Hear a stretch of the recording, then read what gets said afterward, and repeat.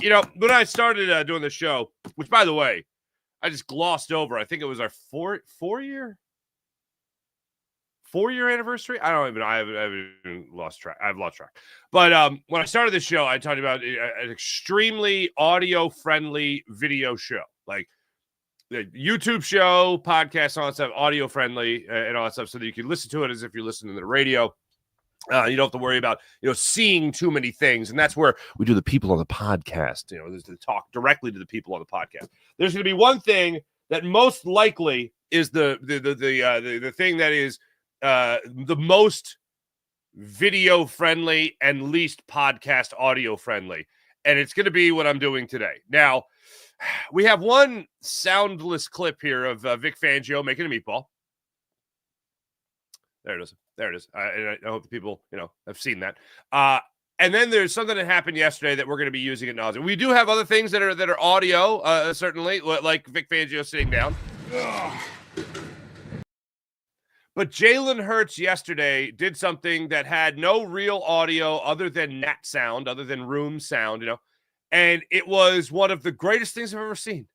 It was one of the greatest things I have ever seen, because if picture yourself as Jalen Hurts for a second, where no matter what, like, people are acting like you have literally done nothing in your career up until winning the Super Bowl. And I know some people, I'm a tough grader. I grade really hard. Like, if you don't win a Super Bowl, you haven't done anything. No. Let's talk about what a young quarterback has accomplished before the Super Bowl 2 days ago. Let's talk about he has been to a Super Bowl already.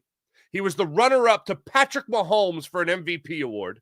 Okay. And I know people go back to college. For me, I know that's part of his journey and it's a beautiful thing. But just talking about the professional level, he has done a lot. More than a lot of other quarterbacks have done that have come through the NFL.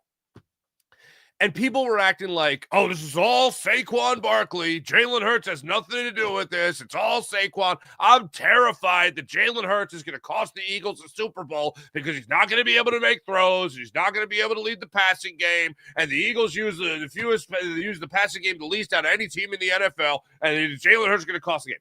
Like that, to me, that was just some made-up narrative because people wanted to say something about negative about a quarterback. Because the season was going so great, you have to be careful of the people that are just going to hot take you. And the people that aren't going to be real. And I feel like there's so many hot take artists now in the world that the hot take has become just being real. Being out of the norm is just being real. And as I've told you throughout the entire season, I'm not concerned. Like, Jalen Hurts going to cost the Eagles a Super Bowl? Oh, no, I don't think so. I never bought into that. And yesterday, when Jalen Hurts took the MVP trophy and the Lombardi trophy and held them for the media during his press conference, Nick Sirianni addressed the media while wearing an A.J. Brown, what was it, Starkville High School jersey. I thought that was awesome. And then Jalen Hurts comes out and picks up the MVP trophy and the Lombardi trophy at the same time. And he offered a smile to the camera that, look, I doubt he meant it like this. This is all in my own head. But when he smiled at the cameras, when he smiled for the media that was there, all I saw was a double barrel middle finger. That's all I saw. For the people, now let me put it in the context of my idiot brain. Jalen Hurts goes over, and I'm going to show you this. There's not good audio here at all, but it's all visual, so I apologize. But, oh my, to the people on the podcast, you have to see this. The 4:22 mark, I think, of this, 4:30 mark of the show. Tell me if you see the same thing. Here it is.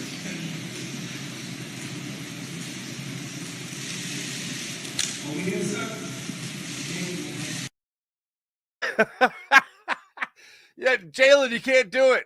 Jalen, you're going to cost this team a Super Bowl. Jalen, you're in the sidecar. Jalen, this is the Saquon Barkley show. Jalen's only going to win if he wins. It's because of Saquon and how great the defense is. Meanwhile, Jalen Hurts.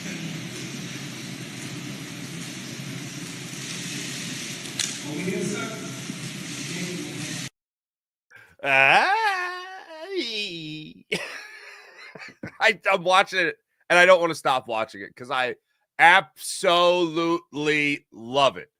And this isn't, for me, this isn't like I told you so, because I never guaranteed that Jalen Hurts was going to win you a Super Bowl. I never, when he was, excuse me, drafted, I never thought to myself, this is the guy. They now out with Wentz and up with Jalen Hurts. He's going to lead you to a Super Bowl. No, it was all part of a process. But when I watched Jalen Hurts, my moment of Jalen Hurts could be the guy was the moment of I'm above it all. Well, we've talked ad nauseum about the Aaron Rodgers possibility, Deshaun Watson possibility, Russell Wilson possibility. He just said, I'm above it all. I'm like, after the Carson Wentz era, where it's been well documented and talked about by players on that team now that Carson Wentz, even though he was doing a lot of the same stuff Nick Foles was doing in the offense in terms of the plays that were being called, the offense that was being run, he didn't want to do that anymore.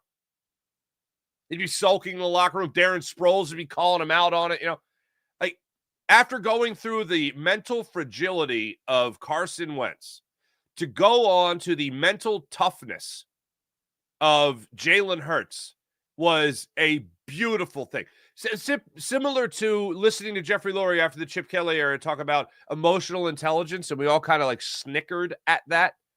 He brought in Doug Peterson. He was like, oh, that's what he's talking about. A coach that will have his quarterback throw 63 times and then question his own team's heart and then have a conversation with his team in his first season as the head coach of the Eagles and then be better after that. I would say that's emotional intelligence. Knowing how to lead a locker room like that, that's pretty smart. And then upgrading to what Nick Sirianni has been able to do with this locker room through all the turmoil he's gone through in his 4 years as a head coach. And then to still come out on the mountaintop, that's pretty special. But Jalen Hurts has that same thing. The mental fortitude.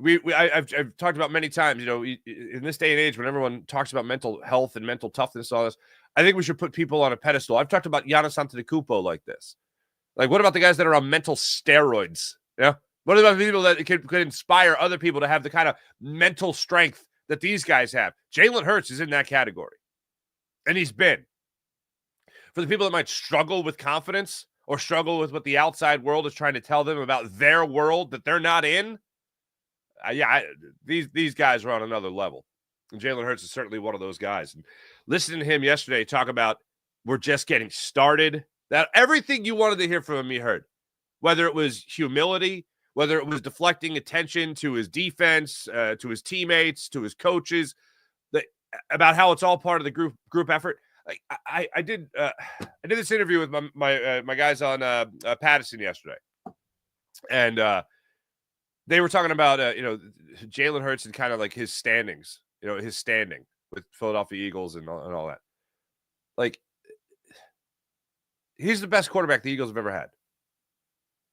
But to me, it's just like he's already in the top 10. Like, Donovan was great, and that was one hell of a run. And in a lot of instances, Donovan had to suffer through a little bit. No, he was helped along with what Andy Reid was trying to do, but also it was Andy Reid's first head coaching job, and they got caught in the mistakes of a guy in his first job. As great as Andy Reid was, he is so much better in Kansas City. So much better than he is, or so much better than he was now. And I think a lot of that is delegation, understanding you shouldn't have it all on your plate. Other people should have responsibilities to focus on. He does a little bit more of the overseeing, certainly more so than he did when he was here in Philadelphia. The personnel department not getting the proper weapons for a guy like Donovan. I mean, yeah, if you take Donovan out and put him on this team, what would it have looked like? Could have been totally different. But that's an if. And when I talk about the greatest, there's no ifs. You can argue about the best. You can't argue about the greatest in my mind. And the greatest is Jalen Hurts. 2 Super Bowl appearances. No one's done that in the Super Bowl era. A Super Bowl victory. A Super Bowl MVP. Top 2 finish in the MVP category in the regular season. Losing out only to Patrick Mahomes. And maybe if it's not for a slippery field, this is where I'll use one if. Maybe if it's not a slippery field, maybe we're talking about a 2-time Super Bowl champion. But on the same note, maybe if he doesn't fumble that football in the first Super Bowl. But anyway, he's the greatest quarterback the Eagles have ever had. To me, you say the Super Bowl era, sure. But I feel great for this guy that has done everything right. And one of the conversation points I got into yesterday was when it comes to Jalen Hurts, what makes him so special? And Jalen, I don't understand how people could hate this guy. And I don't understand how people's criticism of this guy could be about numbers. What I've noticed about Jalen Hurts is he's not playing your game. And when I say I'm talking about a lot of the national media members, even local media members, that talk about stats, talk about passing yards and all that, and focus more so on the Eagles that had who had the fourth fewest passing attempts in the NFL this year. I mean, here you go. On the Eagles' numbers in the passing game, fourth fewest yards in passing this year. Fewest passing attempts in the NFL this year.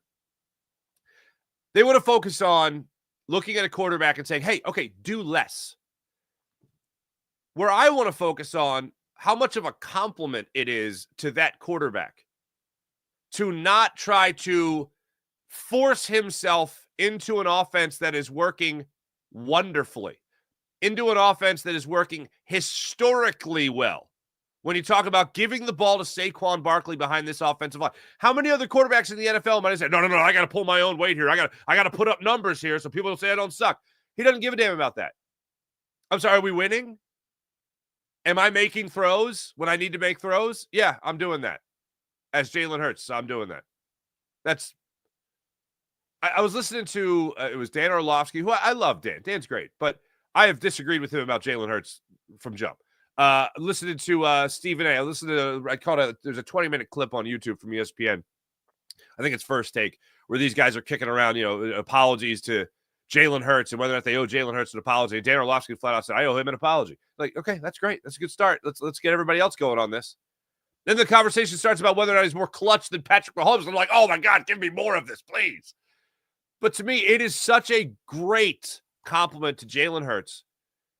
Done it on a Super Bowl winning team now. Talk about validation. A Super Bowl winning team now. He said, I'm recognizing what works the best, and I'm just going to stick with that. And that's the run game. And if I need to be clutch, for instance, fourth fewest passing yards in the league. All right. Fourth fewest passing attempts in the league. All right, fine. But 12th in the league in passing touchdowns. By the way, the Kansas City Chiefs were 11th in that category. Fourth fewest interceptions. So if you're going to throw the ball minimal times, you better not turn it over. And also the fifth highest passer rating for a team in the NFL. So when they did pass, they did it with great efficiency. That's more so what I'll hang my hat on. And how when people point out as a negative that they had the fewest passing attempts in the NFL. Yeah, that's what it took to win. That to me is a great compliment to the ego of Jalen Hurts. Excuse me, the non-existent ego of Jalen Hurts. Because the ego is not the main thing. Pride is not the main thing. I mean, self-respect is great. Pride is not the best. But when it comes to stepping aside and letting a historical force be the focal point of the offense, there's quarterbacks that would struggle with that for two reasons. One, they're not the star of the show, and then they would implode and not be there when the team needs him to be there. And on that note, when people were talking about whether or not they could trust Jalen Hurts in the big moments, they had their doubts about that. I did not have doubts about that. The only thing that ever scared me was the Carolina Panthers game when everything seemed, they leaned too much on the run. Now the passing game, and I think it's the perfect word, atrophied. Well, they got it right. They addressed the problems. For me, watching Jalen Hurts in the Super Bowl and watching him win Super Bowl MVP and watch him make money throws when he needed to make money throws, I was like, this is what I have believed in Jalen Hurts throughout this year. And here it is coming to fruition. So for the people that doubted Jalen Hurts, that smiles for you. For the people that believed in Jalen Hurts, that smiles for you. Totally different reasons, But they both end with Jalen Hurts being a Super Bowl champion and a Super Bowl MVP, and the Philadelphia Eagles providing a Super Bowl parade to the city of Philadelphia on Friday. It really is a remarkable thing. And one of my favorite parts about it is this guy just won the Super Bowl. And he's talking about not arriving yet. Here he is yesterday when he was asked about the journey. I've been able to transform into mentally transform into this place of, just trying to do whatever it takes to win and play my role in that, and I know that every team is different. Every game is different. And, these different moments sometimes requires a different version of yourself. And as a leader, that's something that I accepted and I submitted to because, when it's all said and done for me, I won't measure my success off of any numbers of statistics or passing yards or touchdowns or anything like that. I measure it off of rings and championships. That is the giant, not to go back to it, but that's the, not middle finger. I don't want to go there again.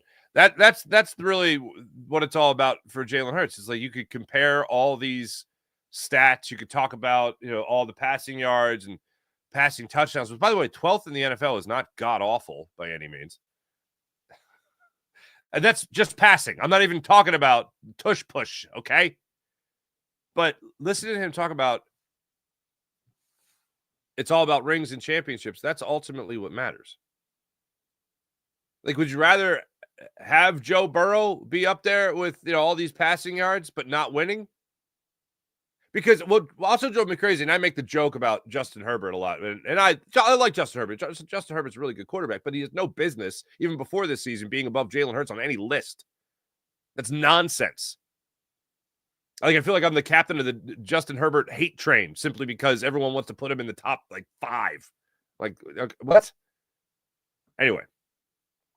But when it comes to Jalen Hurts, the numbers for him don't matter. The only number that matters for him is how many numbers, what's the number in the W column, and what's the number in the L column.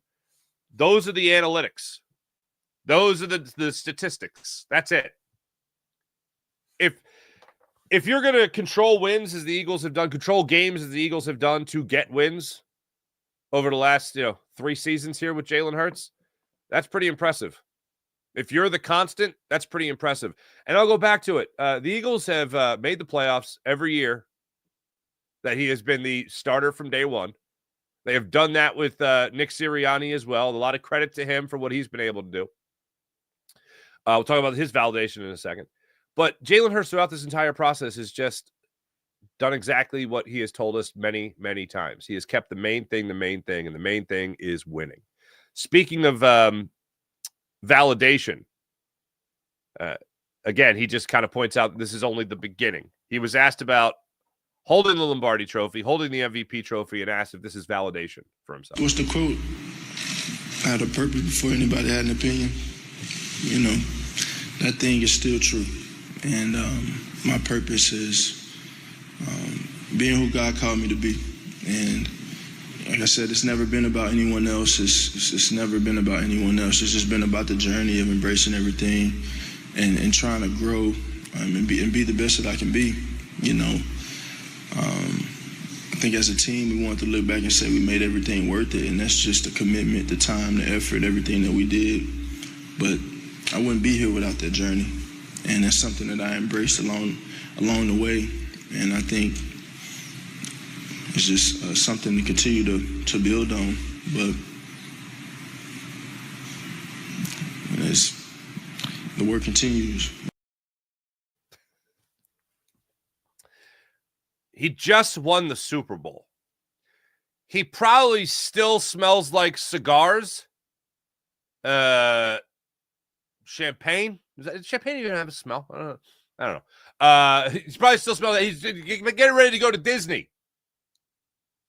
And he's talking about the work continues. How do you not freaking love this guy? I mean, even before, I didn't need Sunday for me to love who Jalen Hurts is. I didn't need Sunday for me to want him to be the quarterback for the next 10, 15 years for the Philadelphia Eagles. I have been on that train for quite some time. And not understanding the people that are like, well, I don't know, Jalen Hurts is going to cost him the Super Bowl. What? Are you serious? And listening to the way he talks about it, it lets you really into his mindset and how he approaches every day, how he approaches his career, how he approaches his life. How do you not want that guy in your city as your quarterback? Egoless football? Like, I remember the stories. And look, I don't want to elevate Jalen Hurts, and then I don't want to put down Donovan McNabb to elevate Jalen Hurts. But one of the things I go back to about that era was the stories were out there. The stories were out there about Donovan. No, he didn't like that T.O. Like, I've been here. And I get that. That's human nature. Like, I've been here this long, working my ass off, getting results. We haven't been to the mountaintop, but I've been getting results. Now you're all about this guy. You can make the argument about Donovan in this offense with these weapons. Oh, my God, imagine the deep ball he'd be able to throw. Well, would Andy Reid have come around to getting away a little bit from that West Coast offense and being able to, I don't know, have a go ball, for instance, run a seam, run a post, not keeping everything within 5-10 yards of the line of scrimmage, especially with a big arm quarterback like Donovan, and especially a big arm quarterback like Donovan that could bomb the ball downfield with precision. 5-yard throw, not so much. But anyway, you could go make the argument about Donovan in this offense, but Jalen in that offense, maybe him and T.O. work it out. Maybe they win the Super Bowl the following year. You know, maybe it's one of those deals. But for Jalen to understand that they had something that was so remarkably efficient in Saquon and this offensive line, and just say, all right, well, when we need to make throws, I'll make the throws. And boy, did he. Especially in the Super Bowl. And all he's talking about is we're just beginning. I mean, he's talking about we haven't arrived yet. Huh? That's what winning the Super Bowl is. But okay. Validating his own stuff. That's one of my favorite quotes from him. I had a purpose before anybody had an opinion. That is beautiful. To all the kids at home. Oh, my goodness gracious. Woof. I had a purpose before anybody had an opinion. Just keep that mindset. And then this is one of my favorite moments from yesterday. Excuse me. The moment of something the cameras didn't catch. I like the way this question was asked. Was there anything yesterday, maybe the question, or maybe the cameras didn't catch that is on repeat in your brain? And Jalen just could not narrow it down. All of it. It's a journey, you know. It's all a journey, and I've still yet to arrive. We've still yet to arrive as a team. We've just enjoyed everything, put forth the effort, and it's taken us here. You know, there's no destination to it, and just tons of gratitude, like Coach spoke on. Just having tons of gratitude, and you know, I've challenged myself. We challenged ourselves, really, just to lock in on focusing and having that focus and being able to finish. I don't understand how anyone could not want this guy to be their quarterback. I don't get it. I just don't get it. So that's great validation for Jalen Hurts. If you needed validation for Jalen Hurts, that's the validation. I need it. I need it one more time. Sorry to the people on the podcast. I'm sorry. I'll tweet this out later.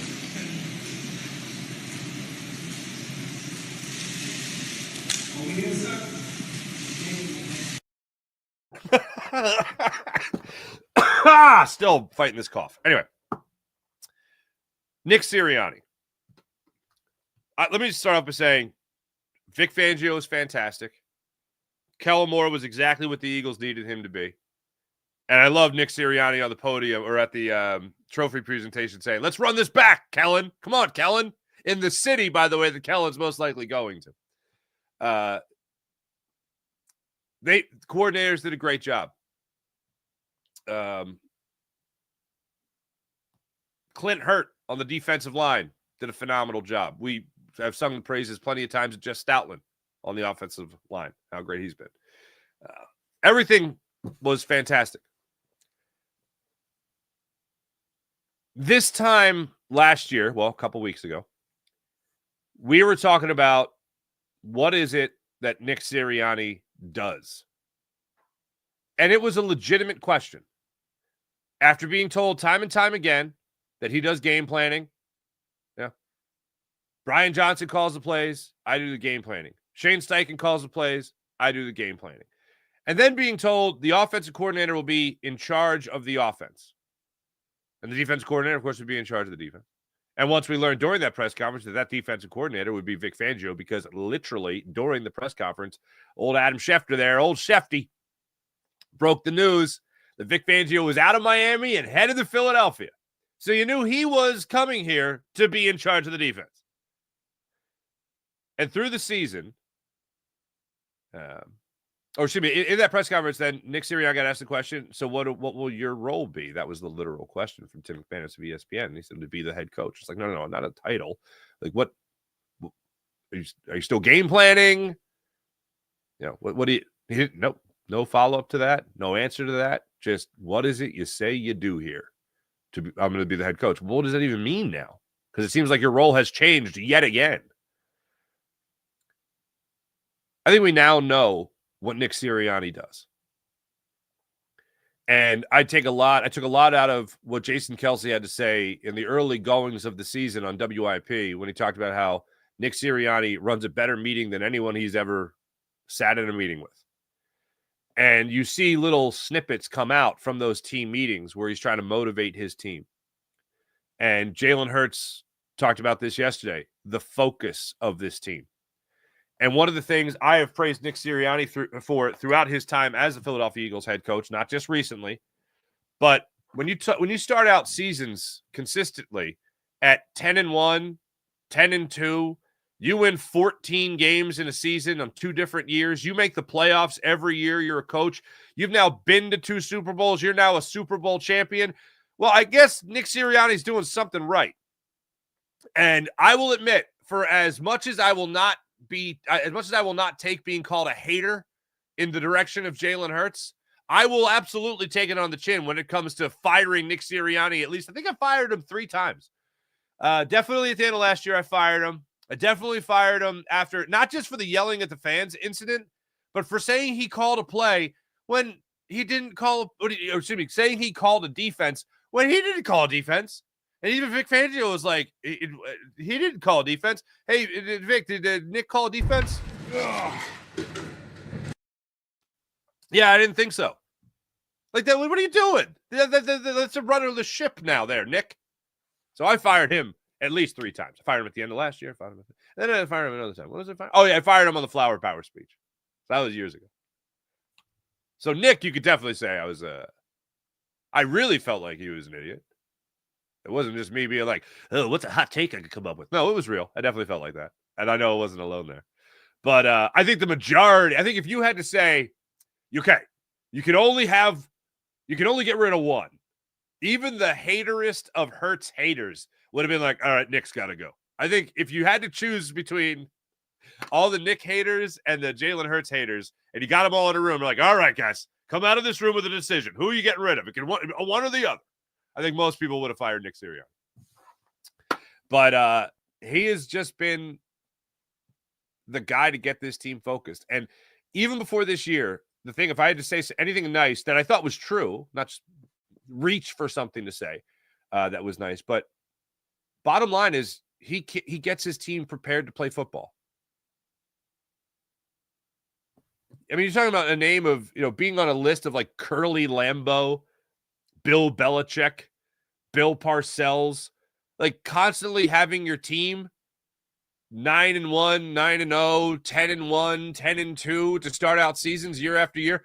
That's remarkable. That's insane. And he does it. Jalen Hurts likes to say time and time again, keep the main thing the main thing. If Nick Sirianni had, I don't know, a motto, I guess it would be, you can't be great without the greatness of others. That's one that is certainly taken in with Saquon Barkley. But with Nick, it just seems like stay focused. Attention to details. All the time. You talk about keeping a locker room together. You talking about taking it on the chin. I mean, Andy Reid had the old, I got to do a better job. It's on me. It's my responsibility. None of that was true. There are players that messed up, but that's why so many players will always live and die and play for Andy Reid. It's the same thing with Nick Sirianni. Chauncey Gardner-Johnson does not hesitate. Darius Slay does not hesitate to offer criticism. A.J. Brown, with the exception of last year's media ice out, doesn't hesitate to say what's really on his mind. All these guys, when they talk about Nick Sirianni, they talk about loving Nick Sirianni. Chauncey Gardner-Johnson at the NFC Championship game, literally crying on his coach's shoulder. This is a guy that also played for Dan Campbell, the bite your kneecaps off guy. And where did Chauncey Gardner-Johnson want to end up? He wanted to end up back in Philadelphia with Nick Sirianni. It is absolutely incredible what he has done as the head coach of this football team. I want to focus on this word for a second here and credit all the credit in the world to Nick and what he's been able to do. And yesterday we talked about Nick, Howie Roseman and the job he has done as general manager of this team and all that. But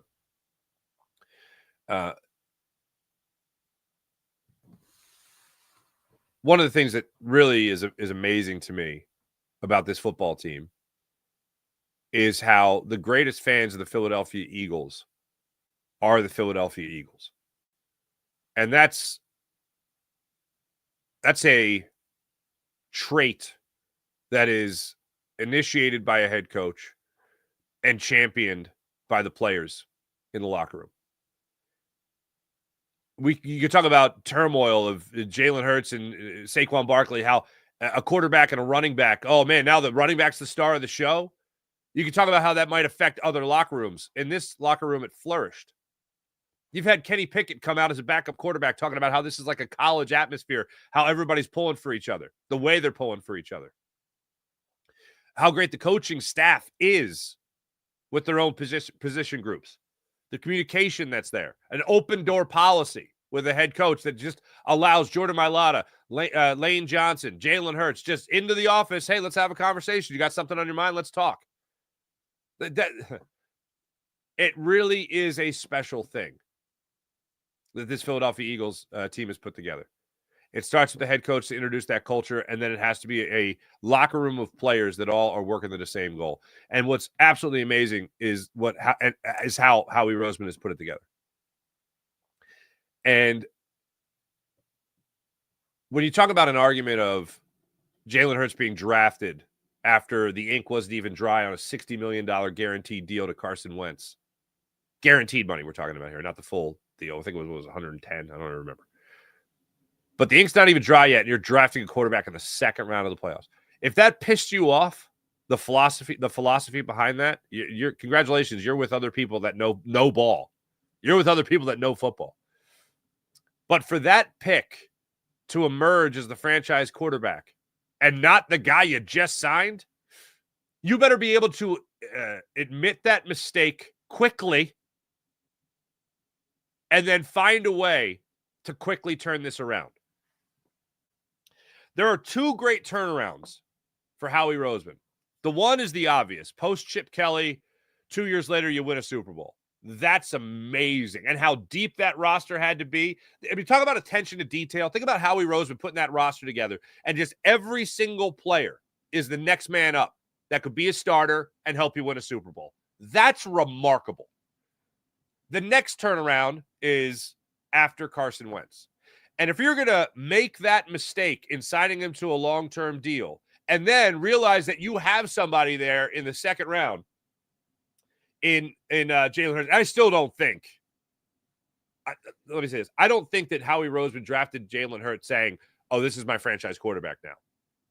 I think he took Jalen Hurts saying, I have an insurance policy in case this really doesn't work out with Carson Wentz. It did not work out with Carson Wentz. As we all know, we know that history lesson already. But when it comes to rebuilding the franchise after that, if you're going to correct that mistake, you got to do that quickly. So Carson Wentz turns into Devontae Smith, A.J. Brown, Jalen Carter, and Cooper DeJean while elevating Jalen Hurts to your starting quarterback.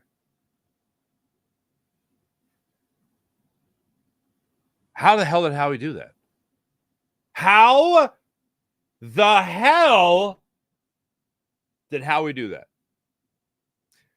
How did he turn the franchise around to a Super Bowl champion after Chip Kelly got rid of generational Philadelphia greats in Deshaun Jackson and LaShawn McCoy? Trade away a guy that was 27 touchdowns, 2 interceptions in Nick Foles. Like, how did what the heck? What? How did you do that? How did you sign a franchise quarterback in Carson Wentz only to turn around 2 years later and be like, yeah, not the guy. This guy's the guy now. Oh, and by the way, I'm going to get you 2 star receivers, a stud defensive lineman, and a guy that's going to get a pick 6 on his birthday in the Super Bowl against Patrick Mahomes at Cooper G. Howie's got the cheat codes, man. That is insane. But yet this is the reality we're in. If you would have told me that this is, hey, look, here's the way it's going to go down. So the Carson Wentz is great. If you would have told me in 2017 when Carson Wentz was on his way to winning an MVP and then did not because of the injury, this guy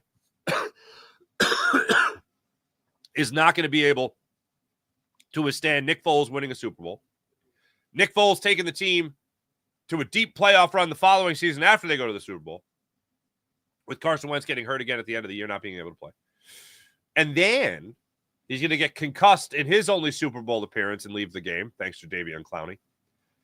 Sign a long-term deal, and then turn around, and this Jalen Hurts guy is going to be drafted and be your Super Bowl winning quarterback. I mean, that's the type of thing people always say. You hand that script to Hollywood, and they're like, nope, not believable. Really, it's more believable that Thanos will come and get the Infinity Stones? Yes, definitely. I don't know about that. They're not making that script. They're not making that script. They're not making that movie on that script. And yet, here we are. Here we are. I have... Yesterday, when I watched a lot of the Eagles arriving, I saw Jalen Hurts on the whatever ride that was at Disney. Saw Jalen Hurts on the thing, and I just couldn't help but look like that. Looks like the tush push. It looks like he's doing the tush push on that ride, whatever the hell that is. But he was there with his fiance. It looks like they were on a ball. That's beautiful. So I think that's a wonderful tradition. But anyway, the plane lands with the rest of the team. Super Bowl MVP, as per usual, is in Disney, and the plane lands in South Philly, and all those fans are there. I think that's Island Avenue. And Jeffrey Lurie brings the trophy over to the fans. Nick Sirianni, Bob Lang's there recording it all on his phone. That's what I love. That's why I do what I do. It's for moments like that for you people of Philadelphia. Seeing how happy those people were, seeing everybody go to the NovaCare complex to wait for the players to arrive and then leave in their cars. I'll say this, Saquon Barkley looked like he had been partying nonstop. A.J. Brown rolls down his window to high-five the fans. Brandon Graham rolls down his window to high-five the fans. That was, for me, was watching that and seeing how happy it made the city of Philadelphia. As I told you guys around the same time yesterday, it really is an amazing thing how happy this makes people in Philly. How happy this makes people in general. And I wish we had more things like this that we could all get behind and celebrate. So on Friday, my plan is to be down there. We got some snow coming in the forecast, and then Friday it's supposed to be nice on Valentine's Day. And plan on bringing little toots. Plan on having the wife down there as well. Leo will be in school, a little too young. Don't want to bring him down there for that. I'll be recording. I'll have content for you guys. So I plan on taking you to the parade with me and talking to the fans and just being in the middle of it. Can't wait. Can't wait to be there with all of you. Also, to April in the chat, I saw that Carolina is supposed to get hit. Hope you guys have those snow shovels still. Won't need this again. Throw it away. Oh, damn. Week later. No. All right. Let me tell you about the Game Time app. Download the Game Time app, create an account, use promo code Farzy, get $20 off your first purchase on the Game Time app. Where to go to the game, the concert, the comedy show? Game Time app has you covered. I just used it for Disney on Ice, the Game Time app. So download the app, create an account, use promo code Farzy, get $20 off your first purchase.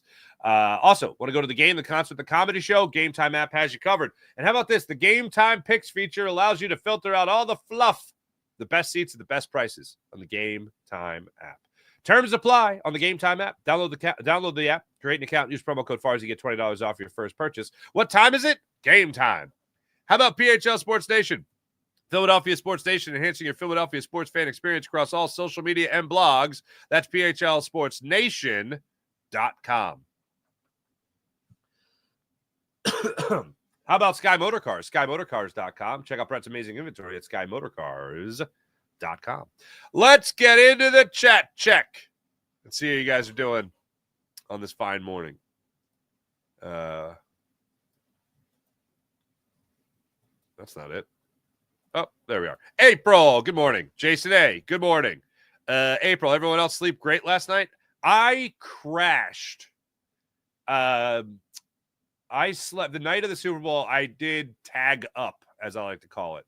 What always gets me about not sleeping is, oh my God, I haven't slept since. Like that, the mental aspect of it is always. So if I can break that trend of at least sleeping an hour, and be like, okay, at least I call it tagging up. I at least tagged up and I slept for an hour. You know, I broke the streak of how many hours I was awake. That does wonders for my own mentality. Maybe it works for you too. Maybe it will work for you. Maybe if you have to do it, no. But yeah, I crashed around 11 o'clock last night or yesterday morning for a couple hours. So that was fantastic. Mullet Alvarado, what's going on? Like a baby, he slept. Good for you. Good morning, April and Farzy fam. What's going on? Man, I'm so satisfied getting to see the customers at my work yesterday who gave me a hard time wearing my Eagles gear on Friday. There you go. Mark was catching up on sleep too. Yeah. John Cheeseborough. Good morning, Super Bowl champions. What's going on? Sean Kilrain, hello. Brian Harris. It's rare I catch this live. Good morning, Farzy and fellow Birds fans. Welcome aboard, Brian. Appreciate you. I will say, when I do start the show, dealer time late, as we like to say, I noticed the live audience gets bigger, which is nice, but I'd rather be on time. Yeah. William Stark, good morning, Farzy Eagles fans. Rigatoni with meatballs made with veal, pastine olive oil, extra virgin. Pastine olive oil. Real Parmesan cheese from Italian Market on 9th Street. Half Napolitano. I love how you spell it. One of my favorites. What do we? Oh, for the Vic Fangio meatball. Wait, what are you talking about? The pasta pastine? Like the little pastina? See, this is where I don't want to go down the rabbit hole. We got too much to get into, but it's so easy for me to go to the Italian rabbit hole. But that sounds beautiful. I will have it. I'll have that. I'll have what she's having. Kermit cuisine Fangio cooked up. Oh no, the Blitz is coming. What am I going to do? That's more Marvin the Martian. Why are there so many songs?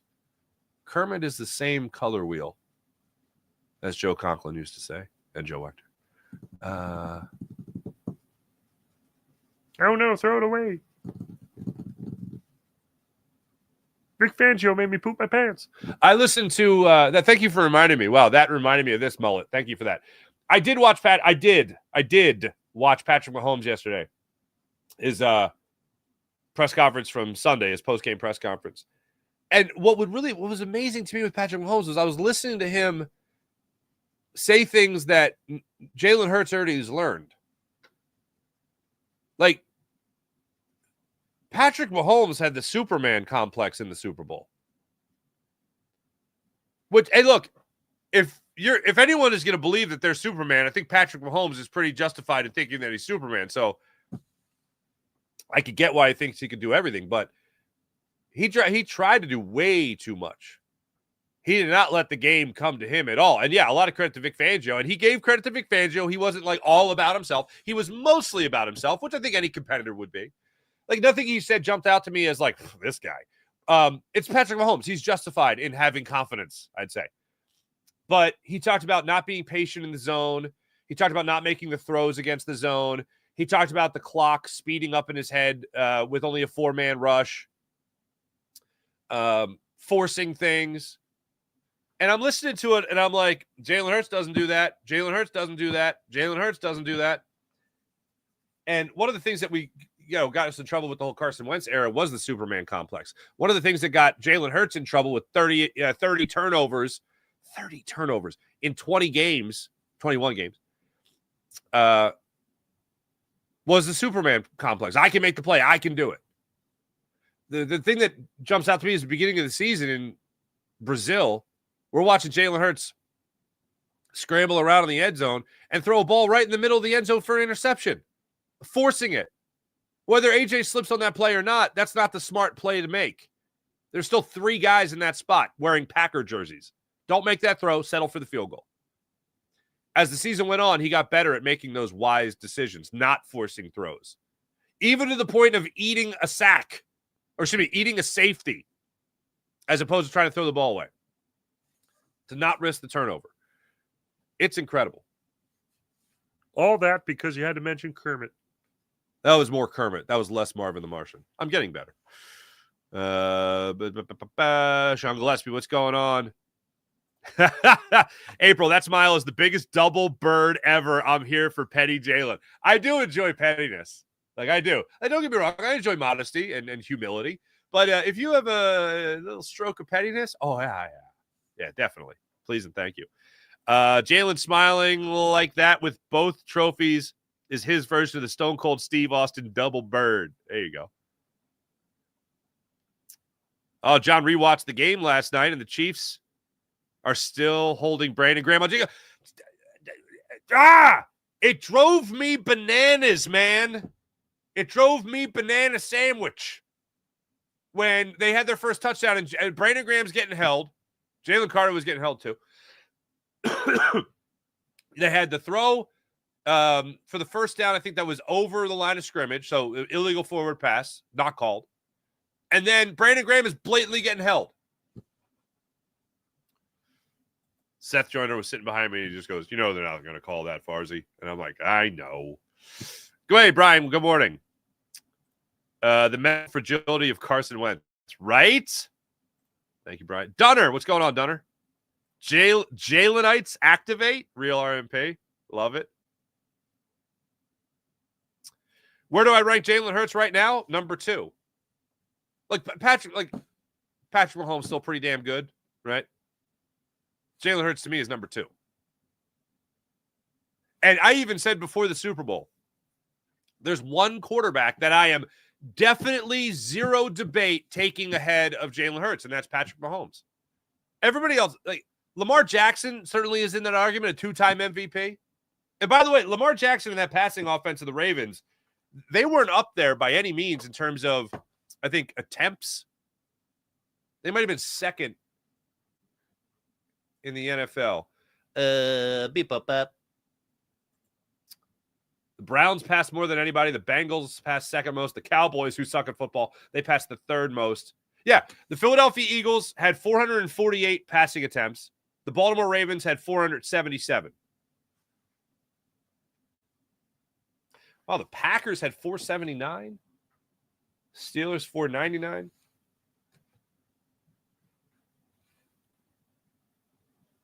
That's bonkers.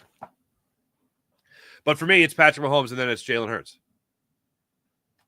And I have not been far from that. I have not been far from that all year long, regardless of the stats that everyone wants to talk about. Lamar Jackson certainly up there, but he can't get it done. Can't get it done in the postseason. Jalen Hurts been to 2 Super Bowls, man. And one of those, just as a reminder for some people that have already forgotten this, was without Saquon Barkley. So that's where I have him, Dilip, Busa. What's happening? I'm going to say Busa and not Bussa. The Chiefs' game plan was stop Saquon Barkley while forgetting literally everything else. Saquon said that after the game. Hey, if you want to just load up and stop the run, we'll beat you another way. 25 carries. 25 carries for 47 yards. Final stats. 57 yards. Scoozy. 23, 2.3 yards per carry. Stuck with the run. Love it.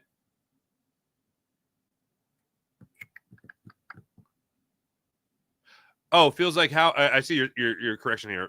Brian Harris says, I feel like Andy Reid would have been way better with Howie. Probably.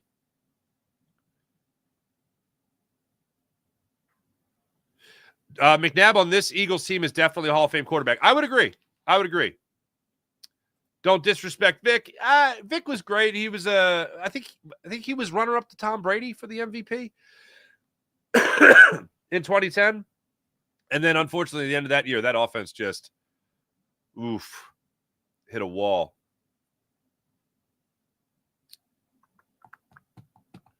Stopping Sean Gillespie.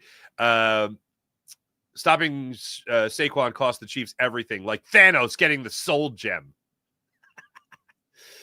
I'm not a big Marvel guy. I've only seen every movie only because I had COVID twice. And COVID was my reason to just do nothing and watch the Marvel universe. And I remember texting with my old friend Pat Egan, being like, these Marvel movies are really good. I hope they find their audience. I was like the last person to see the Marvel movies. You stop Saquon. This reminds me of the Professional. Everything. I know the line is everyone, but it reminds me of that. In my idiot Family Guy brain. April, what's going on? William Stark. Hurts just wins. Bottom line. Nick Wright. I don't pay attention to Nick Wright as much as other people. Nick was a bald man, and now he's not. So he went against my community. Nick Wright admitted yesterday he's putting Jalen in the top 5 quarterback conversation. I think he's been there, but other people don't want to buy it. Sean Kilray, J-Licks, hunt in the Super Bowl, 5 pressures, second on the team, 4 hurries, first on the team, 1 quarterback hit, half a sack.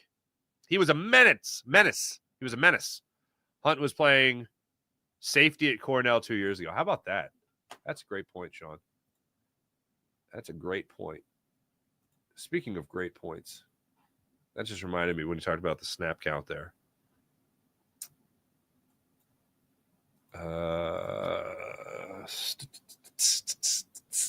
Where is that button? When it comes to snap counts, all these things, advertisements. Brandon Graham. What was it? I threw out 14. If this is the Price is Right, I still was the closest without going over. Or no, I did go over. What am I saying? I should have said $1. 13 snaps for Brandon Graham in the game. I said he might play 14 snaps. He played 13. Jordan Davis played 14 snaps. Oren Burks, 98%. Blankenship, 96. Zach Bond, 96. Quentin Mitchell, 96. Chauncey Gardner-Johnson, 93. Cooper DeJean, 91% of the snaps. Darius Slate, 88% of the snaps. Josh Sweat, 82% of the snaps. Jalen Carter, 73% of the snaps. Nolan Smith, 54% of the snaps. That's some great production out of them guys. Good morning, Farzi and family, says Mr. Sandman. Have a keep the main thing Tuesday. I love that.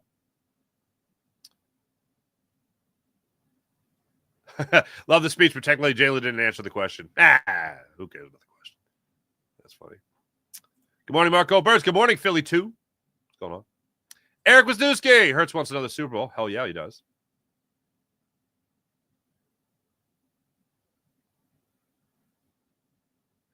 Far as I have to ask, what were D-Gun, Seth, and yourself after the Super Bowl win? What were we doing?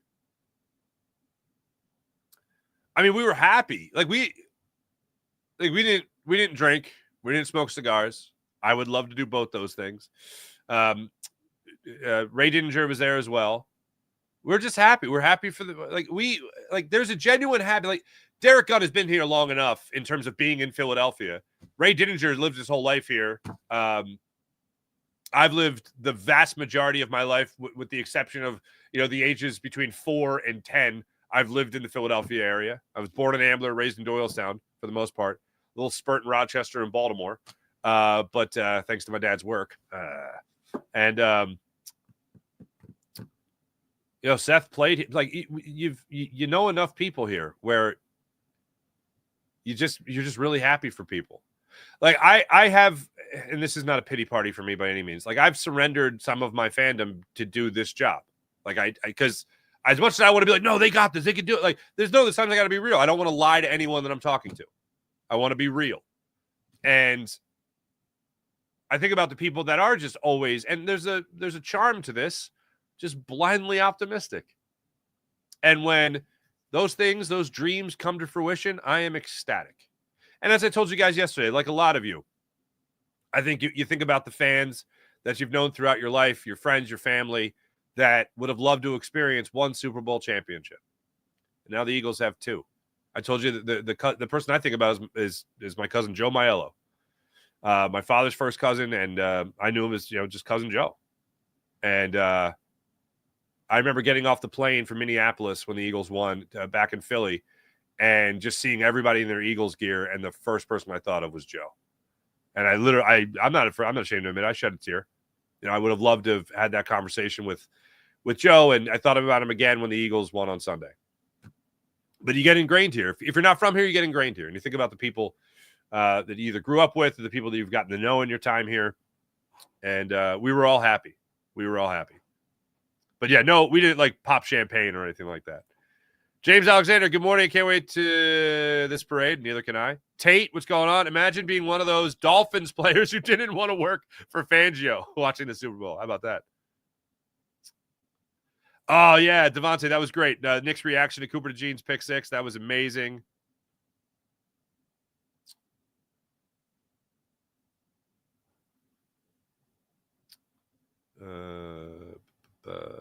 Cheesebro, Sean Gillespie, John Cheesebro, William Starr. Oh, yeah, shirt that hurts. His shirt says breed of one. That's pretty cool. Chip got Cole off the team, too? SB Ricky, Farzy, I need a one-way flight for Friday. Yeah, where are you coming from, brother? Ooh, Rob Gamble. Imagine how Carson felt Sunday. Not great. Sean Kilred, still going to call him Chiriani. That's great. It's a generational love. Eagles fans have whole families together. I know, right? April, that's beautiful. Jason A. Damn, April, I feel you on the old shovel. My mom still has one. Still has the one I had as a kid. That's funny. From the early 90s. That's great. Jason A. Farzy impressions are half the reason I watch this show. Thank you. That Kermit, though. Thank you so much. Oh, Mr. Sandman, you're truly a Renaissance man. I do appreciate that. I pride myself on being versatile. I do not play a musical instrument. There's a lot of things I do or can't do, but the one thing I focus on is that my brother played the trombone and the saxophone in his adolescence, and I remember asking my parents, "Hey, how come you guys didn't give me an instrument?" And they were like, just you. My parents are wonderful people. They have never said this. But as an adult looking back on my childhood now, this is how I think it went down. Like, you just concentrate on reading words, you moron. Okay? We'll get to reading music. You learn words first. Now go back to kindergarten for a second time. That part's true. This is when I was doing the Kermit impression. Oh, you're in Denmark, Dillip. What's going on? Booster, my man. Or lady. I don't know the gender of Dillip. Dilip. But what's up? William Stark fixed meatballs.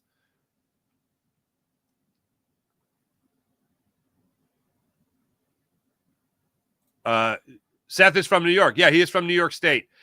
Ray Ginger's family. Yeah. But like I said with Seth, like, he's been here long enough where he's got wonderful relationships. He wore that Eagle green, man. He wore that Kelly green.